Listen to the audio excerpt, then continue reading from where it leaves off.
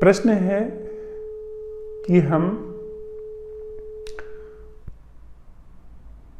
इस दुनिया का हिस्सा भरपूर तरीके से क्यों बने रहना चाहते हैं, और साथ ही साथ हम बिल्कुल अलग थलग इस दुनिया से अछूते भी रहना चाहते हैं। और दूसरा प्रश्न है कि या तो हमारा जीवन कंफ्यूजन में घुमड़ता रहता है, क्या करें क्या न करें, यह सही है यह गलत है, इसमें घुमड़ता रहता है, या तो बड़ी आश्वस्ति में, बहुत ही ओवर कॉन्फिडेंस में वह जीवन रहता है कि यही सही है, ये बिल्कुल ठीक है करना।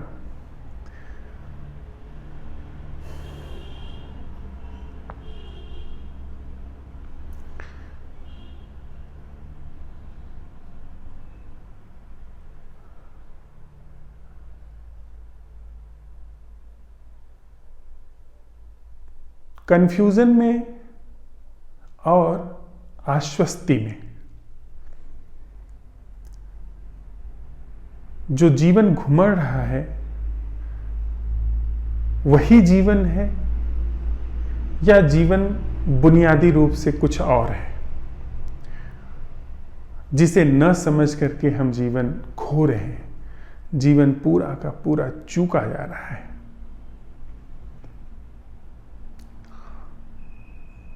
चूकने का अर्थ यहां पर अवसर से नहीं है। चूकने का अर्थ ऐसा है कुछ जैसे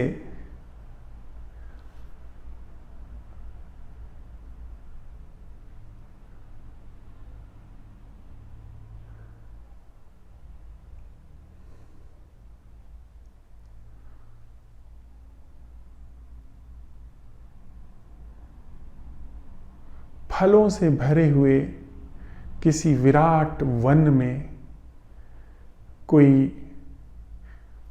छोटा सा पंछी भूखा घूमे, या वह विराट उपजाऊ धरती जो कि पत्थरों में से भी अंकुर निकाल सकती हो, वहां पर दूर दूर तक सिर्फ मरुस्थल नजर आए, उसे हम यहां चूकना कह रहे हैं। जहां हम अपने को पाते हैं जीवन में, वहां पर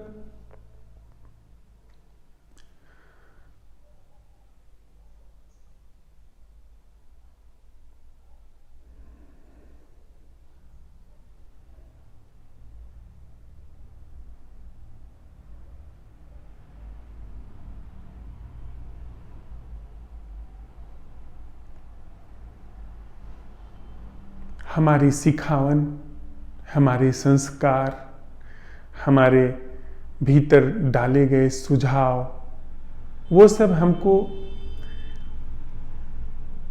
यह निर्देशित करते हैं, यह प्रेरित करते हैं कि जिससे यहाँ जीवन समझा जा रहा है, इसमें भली भांति अच्छे तरीके से स्थापित हो जाना जीवन है। हमारे चारों तरफ जो उदाहरण हैं, जो हमारे चारों तरफ धोखे घूमते हैं, जो हमारे चारों तरफ प्रवंचनाएं घूमती हैं, जहां पर जीवन है नहीं पर जीवन दिखाया जाता है। जैसे एक व्यक्ति जो हमारे ही द्वारा बनाए गए, हमारी ही द्वारा बनाई गई पद की क्रम सरणी में शीर्षस्थ है, वह वहां पहुंच करके अपने को दिखाता है अपने छिपे तरीके से या जाहिर तरीके से कि उसने कोई बहुत ही श्रेष्ठ उपलब्धि हासिल कर ली है, जबकि वह भीतर जानता है कि वहां पहुंच करके भी उसकी हीनता नहीं मिटी है। वह व्यक्ति जो धन के शीर्ष पर पैदा हुआ है, धन के शीर्ष पर पहुंच गया है, वह व्यक्ति यह दिखाता है कि उसके अंदर समृद्धि जगह ले ली है, उसके अंदर सब कुछ भरा पूरा है, लेकिन भीतर वह यह जानता है कि कुछ भी समृद्ध नहीं है। भीतर सब कुछ सब तरीके से और भी स्पष्ट होकर के दरिद्रता वहां पर भाए भाए कर रही है। वह व्यक्ति जो लाखों, हजारों, सैकड़ों व्यक्तियों से घिरा हुआ है, जिसके न जाने कितने ढंग से, कितने रंग के संबंध हैं, सामाजिक संबंध, पारिवारिक संबंध, धार्मिक संबंध, या हम आप जानते हैं संबंधों के ढंग, उसमें वह इतने सारे संबंधों में अपने को जाहिर करता है, शो ऑफ करता है कि वह बहुत सारे प्रचुर संबंधों का धनी है, लेकिन भीतर वह भली भांति जानता है कि कोई भी उसका अपना नहीं है, किसी से भी वह जुड़ नहीं पाया है। जितनी ही निकटता बढ़ी है संबंध के नाम पे, उतना ही वहां पे दूर जाने की प्रवृत्ति पैदा हुई है। यह हमारा आपका सच है जीवन का, लेकिन प्रवंचनाएं कुछ और कहती हैं, आदर्श जो हमारे आसपास घूमते हैं वे कुछ और कहते हैं। उन सारी चीजों से हम सम्मोहित होते हैं और उसी सम्मोहन को जीते हुए, उसी सारी चारों तरफ फैली हुई आदर्शवादिता को देखते हुए हम भी उस चीज के शिकार हो जाते हैं। हम भी वही काम करने लगते हैं कि भीतर दरिद्रता होती है, बाहर संपन्नता का हम स्वांग करते हैं। भीतर संबंधहीनता ही होती है। भीतर इस धरती पे कौन इंसान है जो यह महसूस नहीं करता कि वह अकेला है? भीतर इस जमीन पर ऐसा कौन सा इंसान है जो सब तरीके से सम्मान पा करके भी अपने अंदर एक अनजानापन पाता है, जिसे करोड़ों लाखों लोग पहचानते हैं, जानते हैं? वह व्यक्ति भी अपने भीतर अपरिचित महसूस करता है, वह स्वयं से ही अपरिचित महसूस करता है। यह हम सब की गाथा है। इस सारी गाथा में हम स्पष्ट रूप से ठगे जाते हैं। यह धोखा हम सब लोगों को ठगता है और हम इसमें जैसे सब स्थापित हैं इस धोखों के ढंग में, वैसे हम भी स्थापित हो जाना चाहते हैं, वैसे हम भी इसके हिस्से बन जाना चाहते हैं। एक बच्चा शुरू से ही उसको संस्कारित किया जाता है कि तुम्हें अगर जीना है तो समाज में तुम्हारा जितना नाम होगा उतना ही तुम जीवन कमा पाओगे, उतना ही ज्यादा तुम जीवंत रह पाओगे। यह सब उसको बचपन से सुझाव दिए जाते हैं कि जितने ऊंचे पद को हासिल कर लोगे तुम, जितने बड़े अधिकारी ऑफिसर हो जाओगे, जितना बड़ा राजनीतिक पद हो जाएगा, जितना बड़ा तुम्हारे पास धन का अंबार लगेगा, उतना ही ज्यादा तुम्हें जीवन मिल जाएगा। इन सारे माध्यमों से जीवन मिल जाएगा। कैसी विडंबना है हमारे पालन पोषण की कि धन हमारे जीवन को निर्धारित करता है, हमारे ही द्वारा बनाया गया पद हमारी उच्चता निर्धारित करता है। यानी वह मृत चीज, वह ख्याली चीज हमारे जीवन को निर्धारित करती है। पूरे हमारी दुनिया में यही सब हो रहा है। कोई किसी भी देश काल में हो, किसी भी भूभाग का वासी हो, इस चीज का हम आप साथ साथ चलते हुए परीक्षण कर रहे हैं। न तो मैं किसी पुरानी चीज को पुष्ट कर रहा हूं, न ही किसी नई चीज का आवाहन कर रहा हूं। जो चीज जैसी है वैसा का वैसा हम उसको यहां पर प्रस्तुत कर रहे हैं। फिर बात आती है रिवोल्ट की, फिर बात आती है विद्रोह की कि यह जो सारी चीजें हैं इससे विद्रोह तो जो नया युवा है उसने क्या किया, हिप्पोक्रेसी का ढंग अपनाया। वह इन चीजों से भाग जाता है, वह शराब में भाग जाता है, वह नशों में भाग जाता है, वह पहाड़ों पर सुंदरता के लिए नहीं एडवेंचर के लिए भागता है, वह समुद्र की गहराइयों में रहस्य की खोज के लिए नहीं एडवेंचर के लिए डूबता है, पीठ पर ऑक्सीजन का सिलेंडर बांध करके।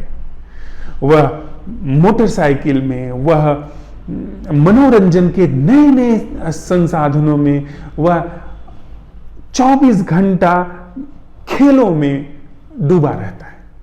इस सारी चीजों से वह पलायन करता है। तो एक तरफ हम अपने को स्थापित करना चाहते हैं, दूसरी तरफ उसी जिस चीज की इतनी ज्यादा स्थापित करने के लिए जोर दिया जाएगा, उसका दूसरा पहलू वहां आएगा ही, वहां विद्रोह पैदा ही होगा। तो यह जो धार्मिक तथाकथित धार्मिकता है, यह उसी का परिणाम है। लोग साधु सन्यासी हो जाते हैं। वह जो पारिवारिक संस्थाओं का कृत्रिम संबंध है, वह इतना जकड़ा हुआ है, तो इससे बेहतर आदमी समझता है कि साधु सन्यासी हो जाइए। वह जो सामाजिक संबंधों का इतना ज्यादा थोपा गया, लादा गया दायित्व है, उससे अच्छा उसमें दब कुचल करके आदमी फिसल करके भाग जाता है। वह भागने का अर्थ यह नहीं कि भौतिक रूप से ही, वह मानसिक रूप से भाग जाता है। मानसिक रूप से वो किसी ईश्वर को, किसी ध्यान विधि को, किसी गुरु को अपना सब कुछ समर्पित करना चाहता है, ताकि उसको यहां से राहत मिल सके, और जहां मांग है आपूर्ति है।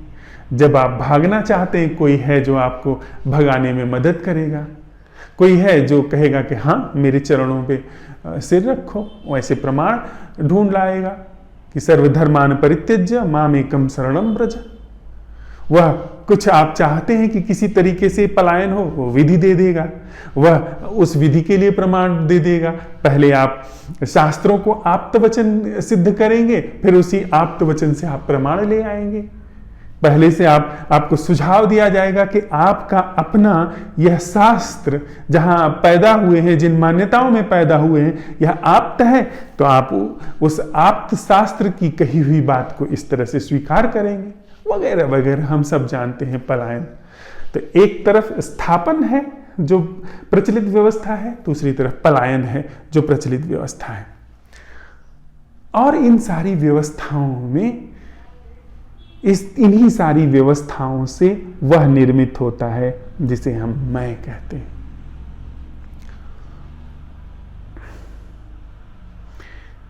यदि हम यह देख लेते हैं कि चाहे स्थापन से जहां पर हम हैं, चाहे पलायन से जहां हम भाग के जाते हैं, दोनों ही विधियों से कल्याण नहीं होता। दोनों ही विधियों से यही संरचना, यही सम्मोहन, यही सुझाव हमारे अंदर काम करते रहते हैं। फिर सम्यक जीवन का क्या उपाय है? फिर सच का जीवन क्या है? कोई भी जो गंभीर व्यक्ति है वह यह सवाल उठाएगा। और साथ ही साथ दूसरी भी बात जो इस सवाल के साथ में जुड़ी हुई है, जो सवाल पूछा गया था उसमें, कि हम एक तरफ कंफ्यूजन में रहते हैं और दूसरी तरफ बहुत ही गहरी हमारे अंदर सेल्फ कॉन्फिडेंस होता है कि जो हम कर रहे हैं वही सबसे उचित है, वही सबसे सही ढंग है। यानी कि वह चीज जो मेरे विचार ने, मेरी सोच ने, मेरी बुद्धि ने तय कर दी, उसके लिए हम अपने अंदर से प्रबल प्रेरणा पाते हैं और कॉन्फिडेंस हमारे अंदर होता है कि यही चीज सही है। जैसे एक व्यक्ति जो राजनीति के शीर्ष पर होना चाहता है, उसके अंदर अति आत्मबल होता है, उसके अंदर अति संकल्प होता है, तभी वह पागलों की तरह दौड़ सकता है और वहां पहुंच सकता है जिसे हम शीर्षस्थ राजनीतिक पद कहते हैं।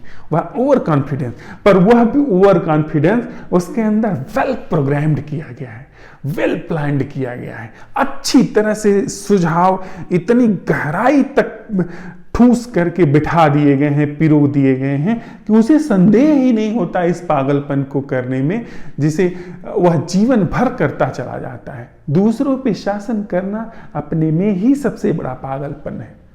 दूसरे मेरी तरफ देखें, यह एक विकृत जीवन का ढंग है, पर उसमें हम लोग अभी नहीं प्रवेश करेंगे।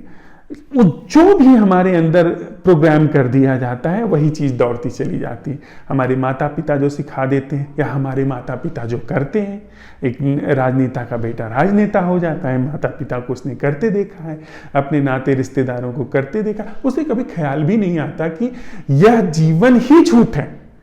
एक सरकारी अधिकारी का लड़का, एक सरकारी अधिकारी की संतान, वह कभी ख्याल में ही नहीं आता कि वह जिसे अपना जीवन का करियर बनाने जा रहा है वह बुनियादी रूप से जीवन का मिथ्या ढंग है, धोखे का ढंग है।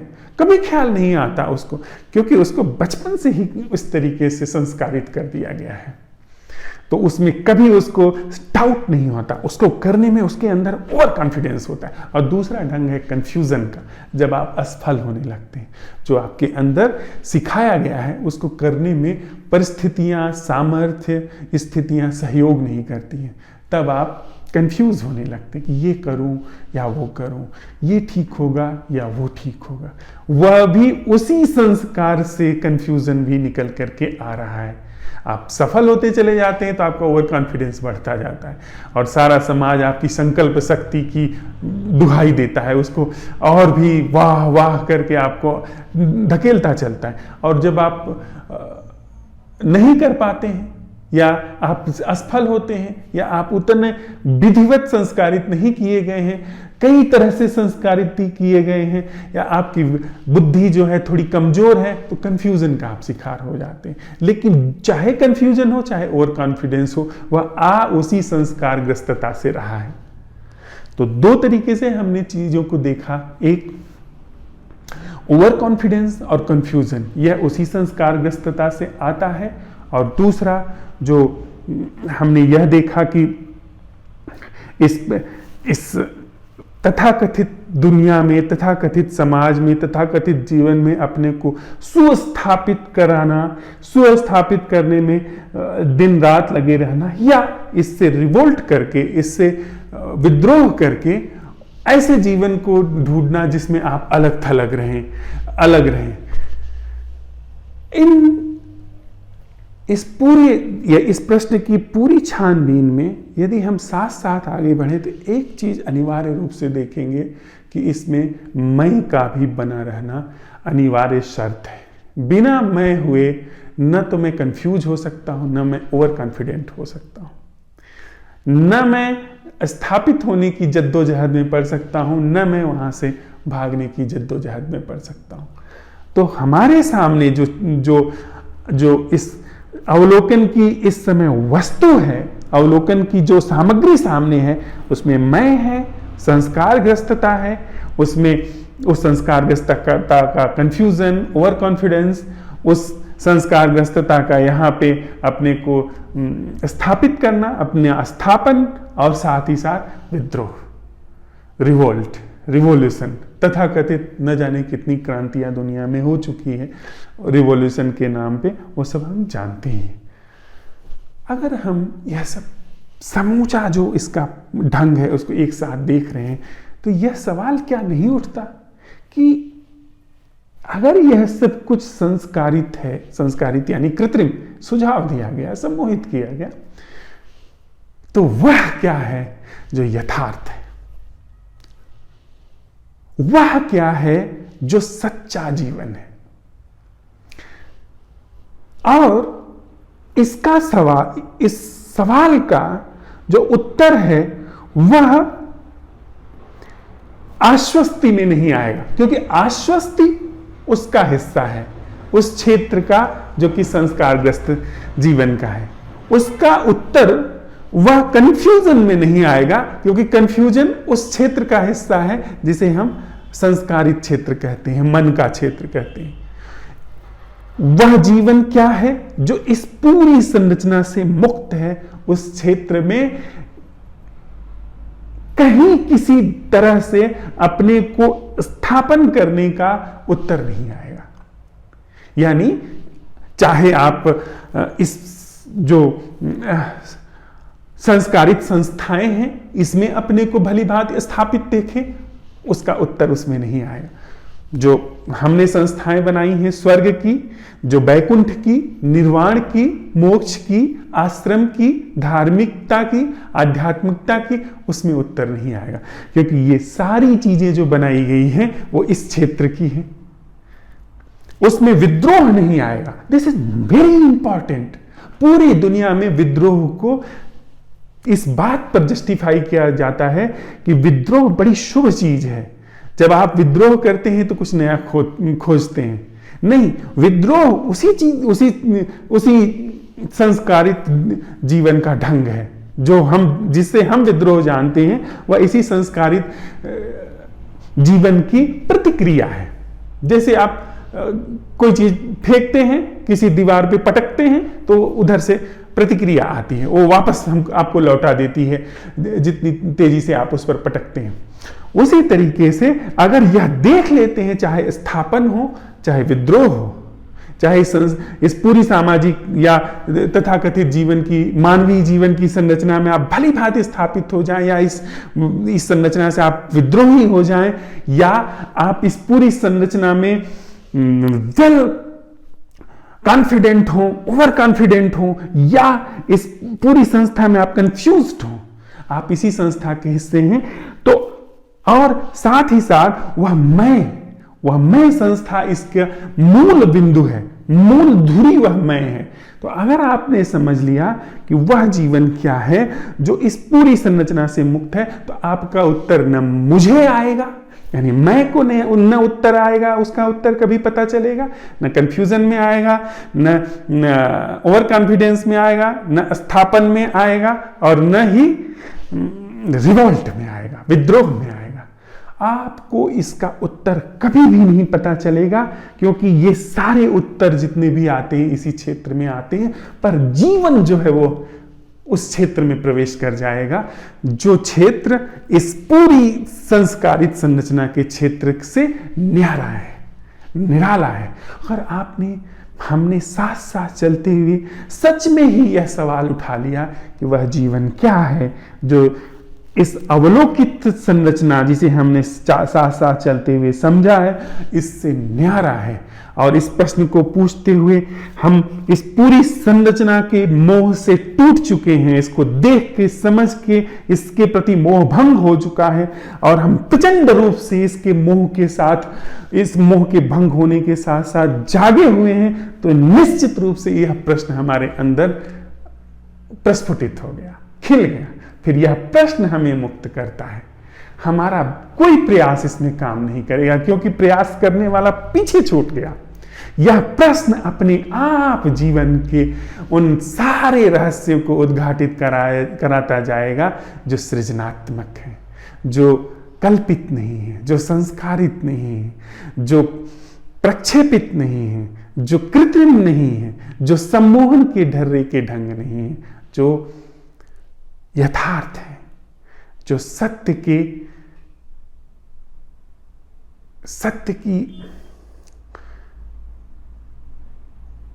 अभिव्यक्तियां हैं।